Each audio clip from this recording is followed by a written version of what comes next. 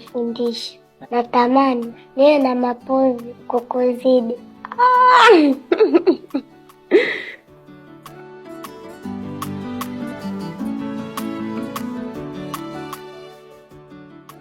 Dada, naelekea sokoni kuchukua zile ndizi za nitume.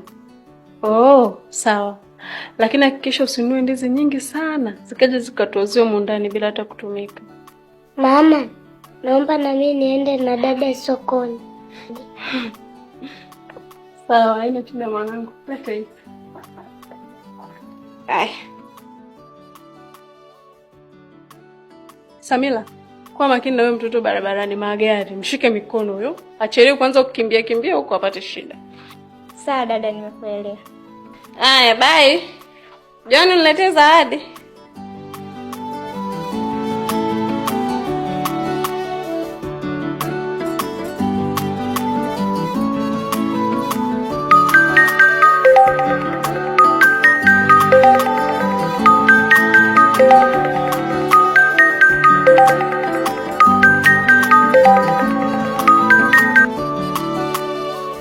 Hello. Yaani wewe. Leo nimekutafutaje shoga yangu? Siku nzima nakupigia sikupati. Niambie umefikia wapi? Yaani ninapokuambia hapo mwenzako nimechoka hatari. Natamani tu nimpate huyo daktari wa akili leo kesho mapema ili nipumzike na hili swala kabisa.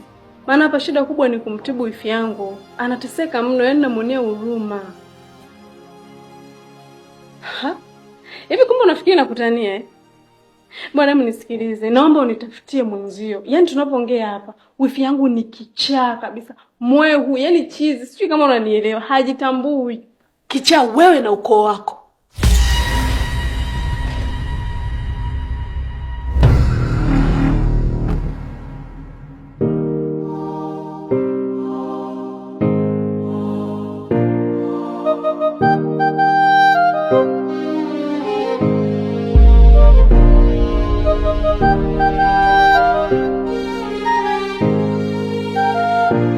Kweli binadamu nimeamini kweli hawana jema, eti kisamali wamenifanyia husuda nikawa kilema na mke wangu.